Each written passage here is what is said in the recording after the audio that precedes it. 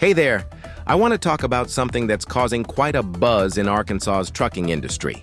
You might have heard about the new law that's shaking things up for commercial drivers across the state. So here's the deal.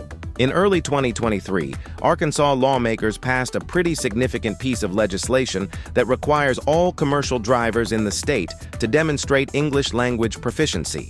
Now you might be thinking, well, isn't that already a federal requirement? And you'd be right.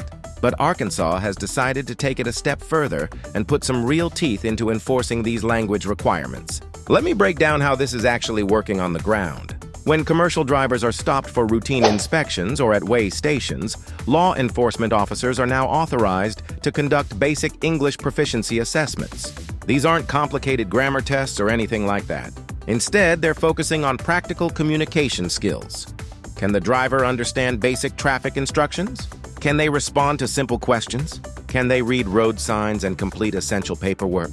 The most interesting part is how they're enforcing this. Officers are looking for things like whether drivers can effectively communicate during traffic stops, understand written instructions, and respond appropriately to basic commands. If there seems to be a language barrier, they can require additional testing. Now, here's where it gets serious: the penalties. If a commercial driver can't demonstrate sufficient English proficiency, they could face some pretty steep consequences. We're talking about potential fines that can run into hundreds of dollars, but more importantly, they could have their commercial driving privileges suspended in Arkansas. For many drivers, this could mean losing their livelihood until they can prove they've improved their English skills. But there's more to this story than just penalties.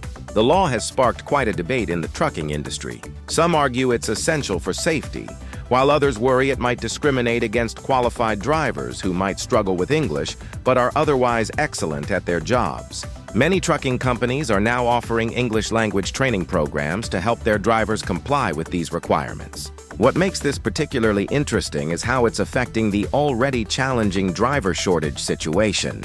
Arkansas, like many states, needs more commercial drivers, and some industry experts worry this might make it even harder to fill these crucial positions. So while the intention behind the law is clear, ensuring safety on the roads through better communication, its implementation and effects are creating ripples throughout the industry that we'll likely be discussing for years to come.